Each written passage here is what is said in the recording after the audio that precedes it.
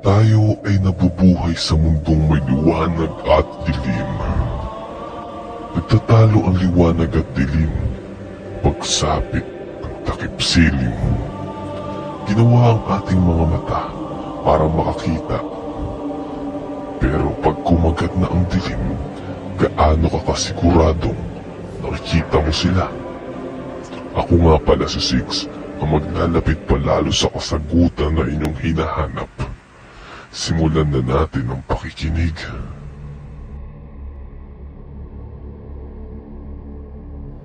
Totoo ba na yung mga patay, hindi nila alam na patay na sila? Experience ito ng pinsan ko. Isang gabi, nagkayayaan sila ng tropa niya na mag-inuman. Sila yung klase ng barkada na walang iwanan hanggang dulo. Yung tipong magkakadikit na ang mga bitukan nila. Ganon sila kasi ka-close. So ito na nga, napag-usapan nila na mag-inuman sa bahay ng isa nilang katropa. Yung bahay noon, tabing kalsada lang. Yung tipong nadadaanan ng mga jeep. Nag-inuman sila sa labas. Nagsimula sila ng alas 8 ng gabi. Nagtataka sila kung bakit hindi pa daw dumadating yung isa nilang tropa. Hindi naman nalilate yun eh. Nung nagkayayaan pa silang bumili ng pang round 2, sabi ng pinsan ko na maiwan na lang siya at siya na lang daw muna ang magbabantay sa bahay. At baka din dumating yung isa pa nilang tropa. Mag-aalas 11 na noon. Yung tropa nila na hinihintay nila bumaba ng jeep. Tapos lumapit sa pinsan ko. Binigyan siya ng pera. Ang sabi, "Tol, pang-inom nyo, una na ako." Tapos bigla daw tumakbo nung hinabol ng pinsan ko. Nawala daw. Di niya alam kung saan sumuot. Afternoon, dumating na yung tropa niya na galing tindahan. Sinabi niya na dumating nga daw yung isa nilang tropa kaso umalis kagad. Tinawagan nila yung telepono ng tropa nila. Nagulat sila kasi nanay ng tropa yung sumagot. Tapos umiiyak pa. Sabi ng pinsan ko, "Nay, bakit ho kayo umiiyak? Nandiyan po ba si..." Dumating dito kanina eh. Nagbigay lang ng pera pang inom tapos umalis kagad. Sumagot yung nanay habang umiiyak. "Imposible yan. Kasi kaninang mag-aalas 7 ng gabi nabundol siya. Di na umabot sa ospital. Dead on arrival, anak." Dahil sa sinabi ng nanay nito, nawala lahat ng amats nila. Sumugod agad sila doon sa bahay ng tropa nila. Tapos binigay ng pinsan ko yung pera doon sa nanay ng tropa nilang namatay.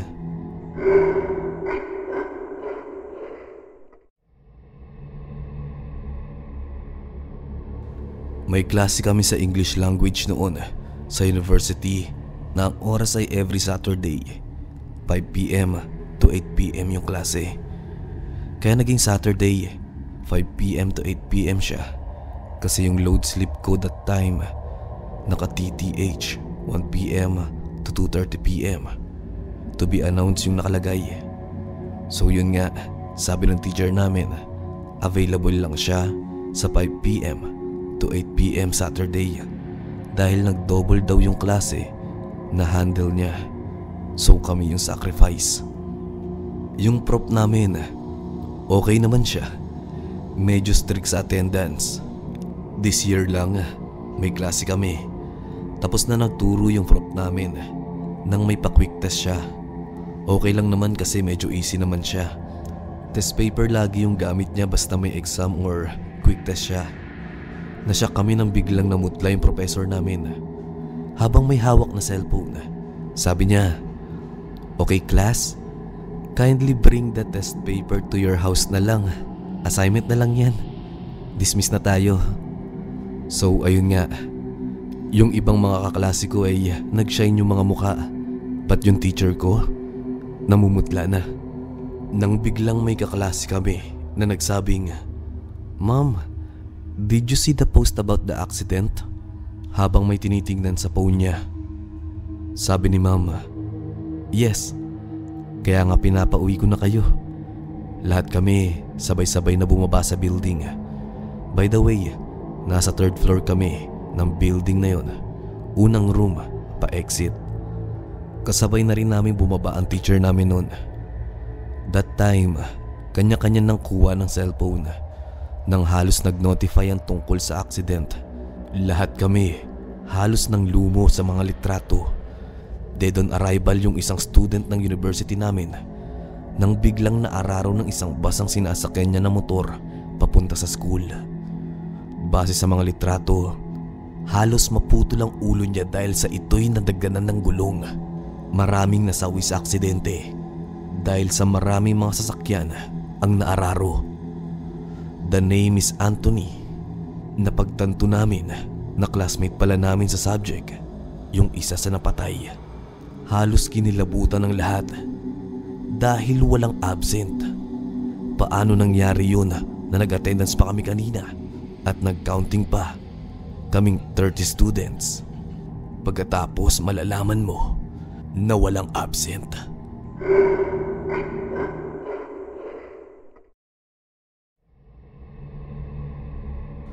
April 16, 2015. Nag-asawa ng bago si Mami nang mamatay si Daddy. Hindi na ako magpapaligoy-ligoy pa. My stepfather raped me multiple times. Nangyari ito nang 1 year na silang kasal ni Mami. 18 years old na ako that time. I was virgin and it was fucking hurts. Ilang beses niya akong binaboy at pinagbantaan.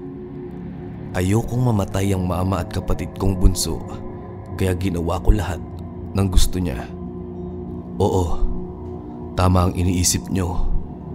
Kapag gusto niya at wala sila Mami, kahit labag sa loob ko, tahimik lang akong sumusunod sa kwarto nila ni Mami at hinahayaan kung ano ang gusto niyang gawin. Sana mayroong tao na makakaintindi sa akin. Ang dumi-dumi ko. Sa loob ng 2 taon, ginagawa namin yun. Until makapagtapos ako, makahanap ng trabaho at makalayas na sa bahay namin. At ngayon, wala na ako sa bahay. Tahimik na ang buhay ko. Pero hindi ko matanggal sa isip ko na baka gawin din niya yun sa kapatid ko. Hindi ako matatahimik ng lubusan. Please, someone help me. May 18, 2015. Good news, nakakulong na ang stepfather ko due to illegal drugs. Fortunately, wala na siya sa bahay at wala na siyang ginawang masama sa mami at kapatid ko. Kahit na binaboy ako ng lalaking yun, nagpapasalamat ako't naging mabait siya kay mami at naging masaya naman sa kanya si mami kahit papaano. August 11, 2015. Ilang buwan din bago nabawasan ang trauma ko. Until now, hindi pa rin alam ni Mami ang nangyari sa akin sa ginawa ng stepfather ko. Wala akong balak sabihin dahil wala naman itong idudulot na maganda kay Mami. Nakilala ko si Josh, workmate ko at manliligaw. 2 months na siyang nanliligaw at napaka-sweet niya. Natatakot akong ma-fall sa kanya. Ayokong mangyari yung dati. At hindi ko alam kung dapat ko pa bang sabihin na rape victim ako. Natatakot ako sa lahat. Natatakot akong baka hindi niya ako matanggap. February 8, 2016. Take note na noong January 8, 2016 ay sinagot ko si Josh dahil nakuha niya ang tiwala ko. Siya ang unang lalaking pinagkatiwalaan ko at siya rin ang first boyfriend ko. Pumunta si Josh sa apartment na tinutuluyan ko. First month namin na sa couple kaya doon kami magse-celebrate. Nag-invite kami ng friends namin and by midnight, umuwi na silang lahat. Pero si Josh nagpaiwan. Tanda ko pa ang mga pinag-uusapan namin noon. Gusto niyang may mangyari sa amin. Until now, hindi niya alam yung nakaraan ko kaya hindi ako pumayag. Hindi pa ako ready, pero mapilit siya. To make the long story short, he forced me. But in the end, nadala na rin ako.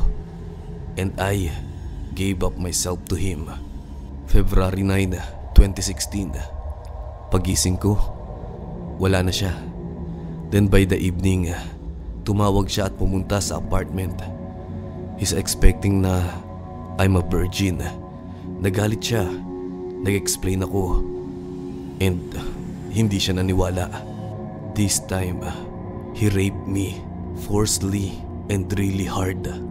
Galit na galit siya sa akin while doing it. Pero mas nagalit ako sa kanya dahil hindi niya pala ako mahal at katawan ko lang ang habol niya. December 14, 2016, I was gang rape.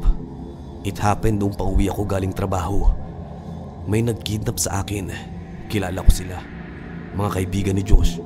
Hindi ko alam kung si Josh ang may kagagawan nito o ano. Yung depression ko lalong lumala. Pati yung trauma ko. I can't eat, I can't sleep. Natanggal ako sa trabaho.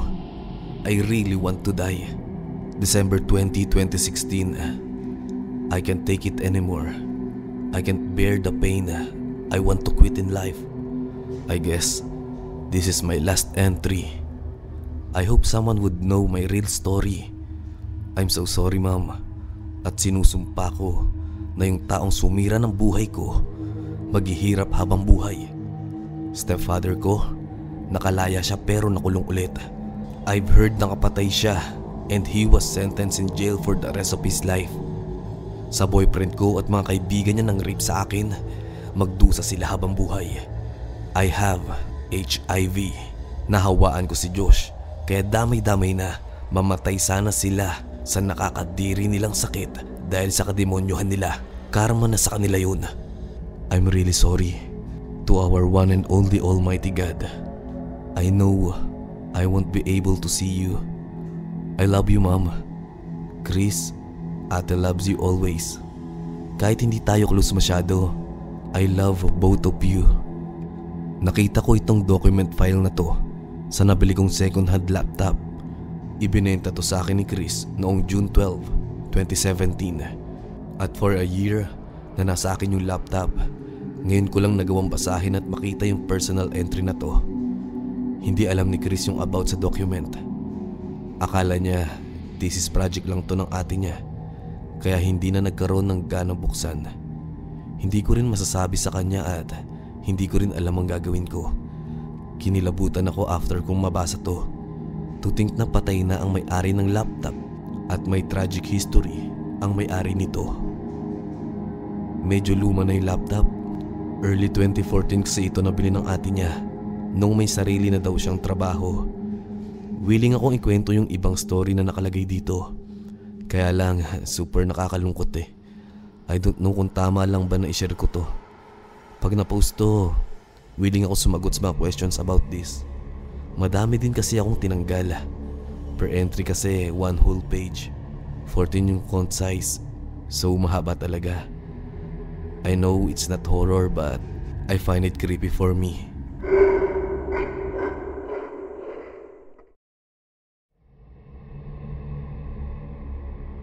Hi. I'm a female currently working as a workforce analyst sa isang BPO company. Just to give a quick background for some of you na hindi pamilyar sa trabaho namin bilang isang workforce analyst sa isang call center. Trabaho namin bantayan ang ginagawa ng mga call center agents. Madami ito at kasama na dyan yung pag-make sure namin na sinusunod nila ang plotted schedules for the entire week. I just want to share one creepy encounter I had this last March 22. Habang nagbabantay kami ng real-time activities ng agents, meron akong sinita na agent kasi nakapress siya ng coaching for 12 minutes na dapat ay nagpaalam muna siya sa amin bago niya ito ginawa. Nakita ko siya sa labas ng production area at nag-decide akong lumabas para habulin siya at pabalikin sa loob ng production. Pero hindi ko na siya napansin. Kino-call out namin ang TL niya para tulungan kaming pabalikin yung agent niya sa prod. Pero laking gulat naming lahat, pati mga agent sa site, nung sinabi ng TL niya napatay na daw ang agent niya nung March 3 due to motor accident. Nagtataka kaming mga workforce kung paano nangyari na nakapag-press siya ng coaching aux ng 12 minutes kung patay na pala. Imposibleng may ibang agents na gumamit ng account or tools niya para gawin yun dahil una sa lahat, sarili mong password yun. At pangalawa, bawal i-share ang credentials sa mga katrabaho. At pangatlo, sinong agent ang magtatangkang gumamit ng account ng ibang tao sa buong shift. At napaka-busy pa ng mga tao that time. Dahil doon, binacktrack namin lahat ng activities ng agents na yun. At nakita namin na hindi siya pinapasukan ng calls at nakapag-press pa siya noong lunch. Doon na kami kinilabutan and confirm nga na 1 week na siyang patay. To make the long story short, we finally learned its backstory. Sabi ng TL niya, on the way na daw si agent sa office bago nangyari ang aksidente.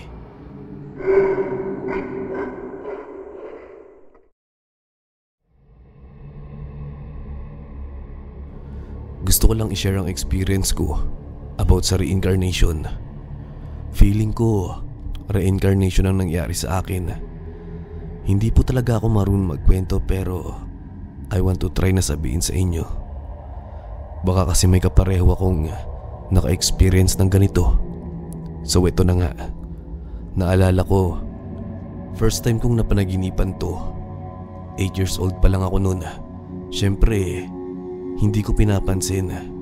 Akala ko kasi wala lang at normal lang sa panaginip yun. Pero hindi. Dahil yearly ko siyang napapanaginipan. Sa isang taon, 3 times or 4 times ko siyang napapanaginipan. Same scenario, walang labis, walang kulang. So i-fast forward na natin. 24 years old ako noong year 2000. Noong nag-17 years old ako, doon ko na nalaman na hindi to simpleng panaginip lang.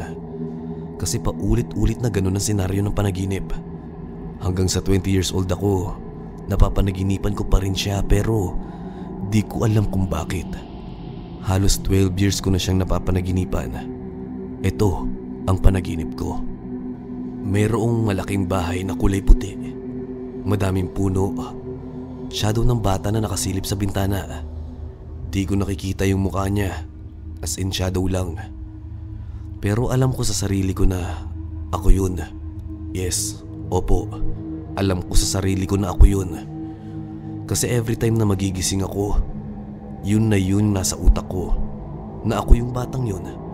Pero shadow lang siya sa panaginip. Nakatingin siya sa labas pagkatapos umiiyak. Every time na magigising ako sa panaginip ko na yan, sumasakit yung dibdib ko na parang binabangungot. So fast forward, 21 years old na ako nung sinilang ko ang baby girl ko. Panganay ko. Pinanganak ko siyang may balat sa dibdib. This time, napanaginipan ko ulit siya.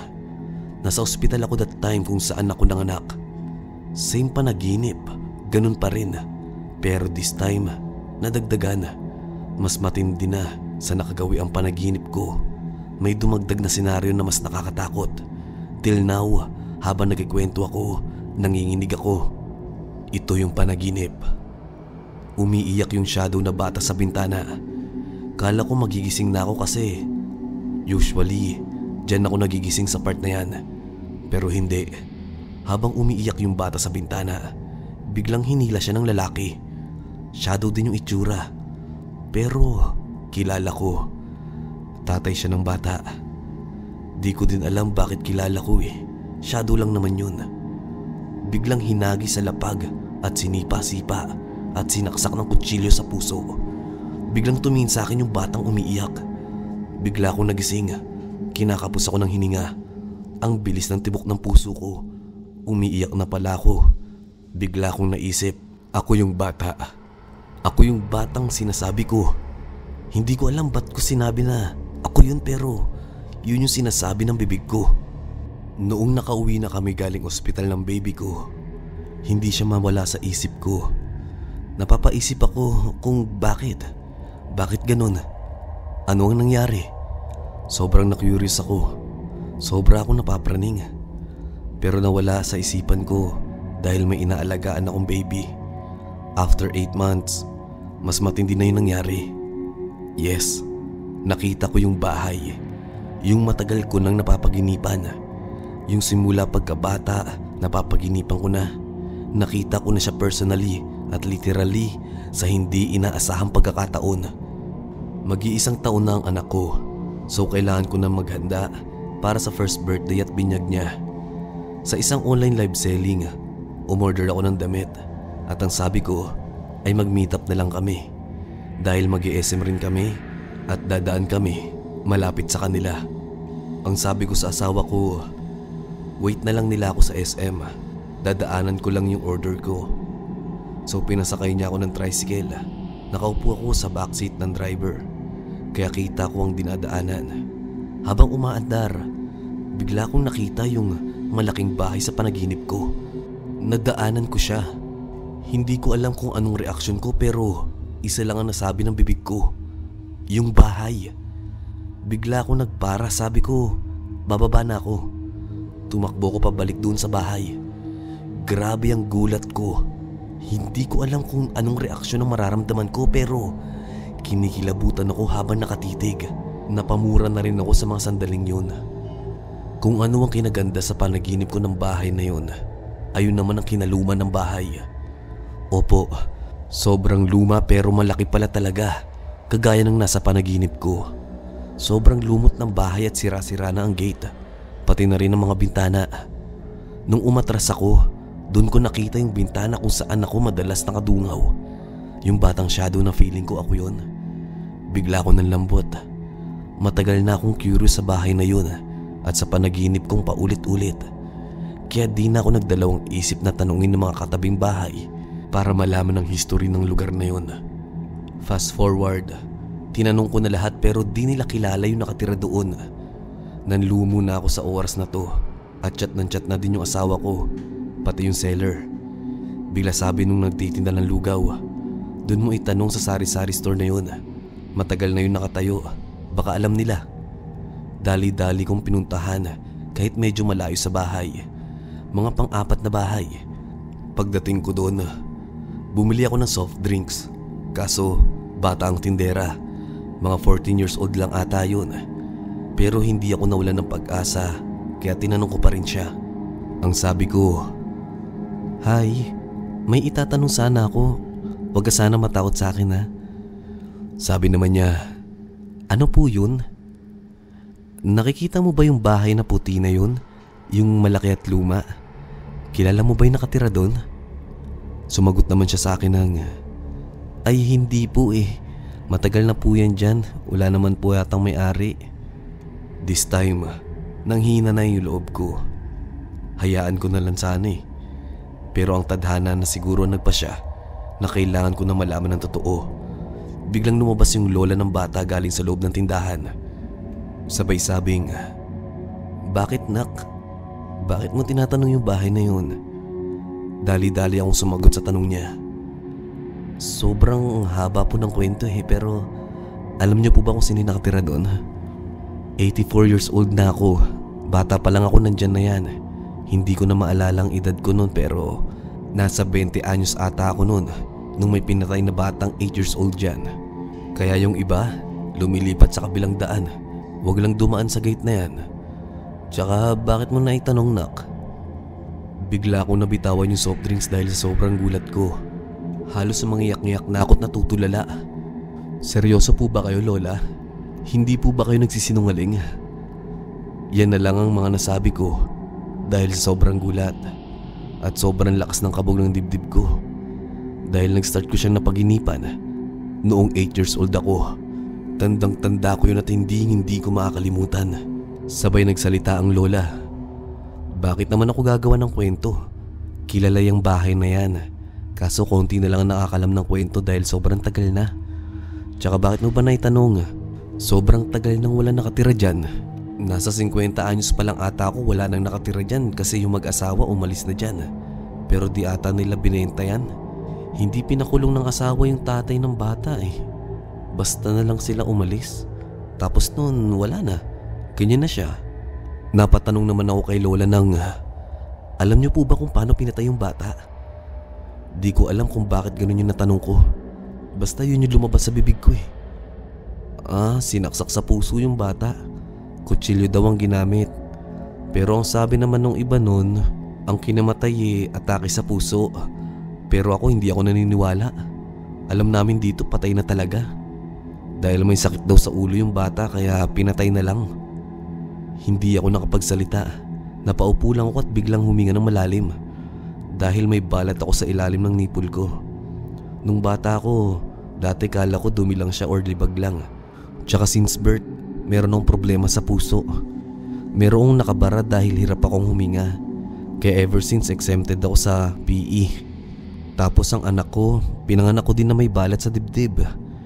Hindi ko na kiniwento kay Lola yung panaginip ko, pati yung balat ko. Gusto ko na lang umalis sa oras na to. Sabay nagsalita yung Lola. Bakit mo na itanong? Kilala mo ba yung may-ari?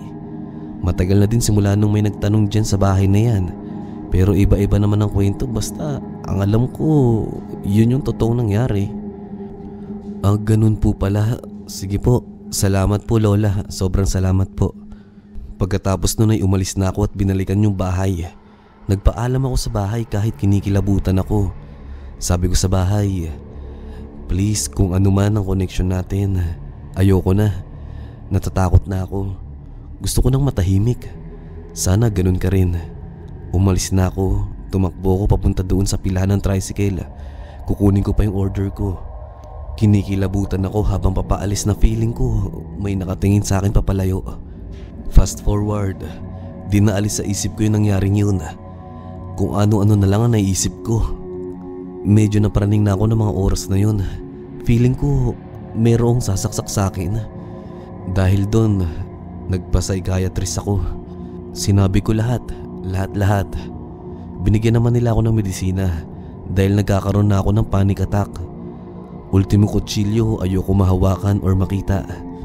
Hanggang may nagpayo sa akin na kalimutan ko ng nakaraan. At nabuntis ulit ako sa pangalawa ko. Doon ko na nabaling lahat ng atensyon ko sa dalawang bata. Halos wala na akong iniisip kundi silang dalawa lang. Now, 24 years old na ako. 4 na taon na din ang nakalipas. Simula nung nalaman ko na yung storya ng bahay na yun at nakita ko na yung bahay, never ko na siyang napanaginipan. As in, never. Ultimo anino wala na. Sana magtuloy-tuloy na to. I have heart problem at mayroong balat sa dibdib malapit sa puso. Feeling ko ako talaga yung bata. Hindi siguro feeling, ako talaga yun.